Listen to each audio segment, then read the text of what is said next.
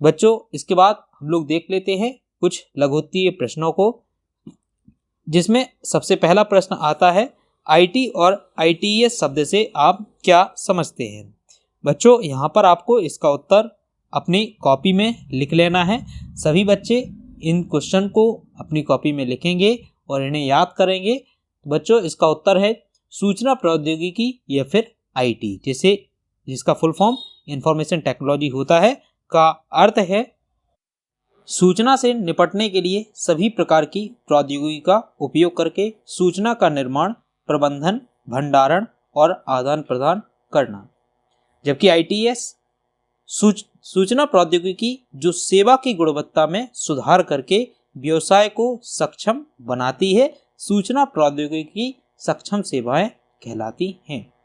बच्चों यह उत्तर आपको अपनी कॉपी में लिख लेना है।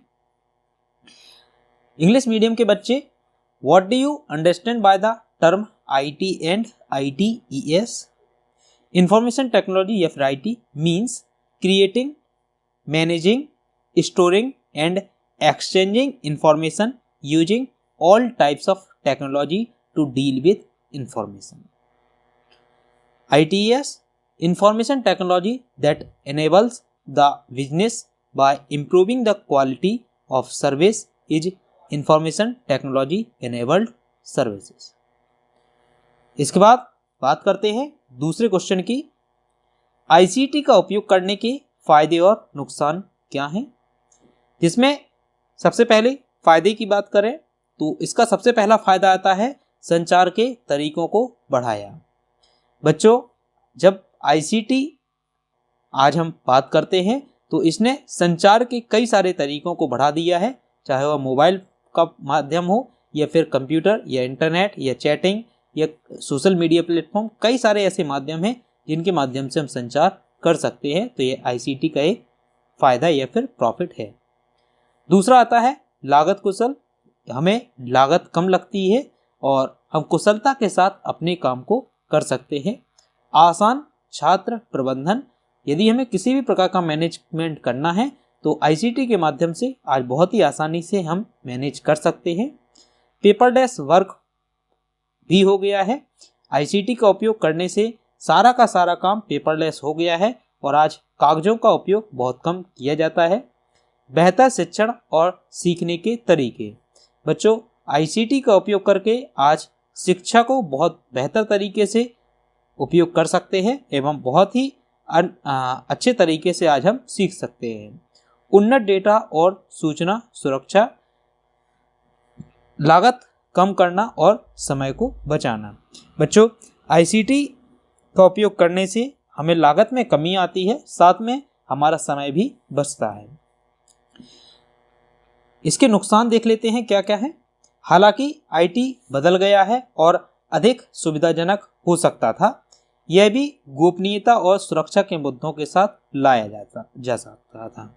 बच्चों यदि आईटी और भी अच्छा चाहते तो इसके लिए हम कुछ सुरक्षा उपायों पर बात करते, क्योंकि यदि हमें कई सारी सुरक्षा मिल सकती तो यह आईटी और भी अच्छा हो सकता था। तो आज सुरक्षा ही सब आईटी या आईसीटी का सबसे बड़ा एक सवाल बना हुआ है कि किस प्रकार से हम आईसीटी का उपयोग करके सुरक्षित रह सकते हैं। ईमेल हैकिंग हो या फिर फोन सिग्नल इंटरसेप्शन आदि से लोग चिंतित हैं कि व्यक्तिगत जानकारी सार्वजनिक ना हो जाए। बच्चों आज आईसीटी का उपयोग हम अच्छे के लिए तो करते ही हैं, साथ में हमें यह भी डर लगा रहता है कहीं हमारी कोई पर्सनल जानकारी या पर्सनल व्यक्तिगत जानकारी कोई अन्य व्यक्ति चुरा न ले या हैक ना कर ले। इंग्लिश मीडियम के बच्चे, what are the advantage and disadvantage of ICT? तो एडवांटेजेस है enhanced the modes of communication, दूसरा कॉस्ट एफिशिएंट, तीसरा पेपरलेस, चौथा better teaching and learning methods, पांचवा enhanced data and information security, छठवा minimise cost and save time एवं सातवां easy student management. वहीं अगर डिसएडवांटेज की बात करें तो आईटी में have changed and more convenient, it also brought along privacy and security issues. From email hacking, phone signals, interceptions, etc., people are worried that personal information may become public knowledge. तीसरा question आता है, ICT का उपयोग सुरक्षित रूप से सुनिश्चित करने के लिए किन सावधानियों की आवश्यकता है?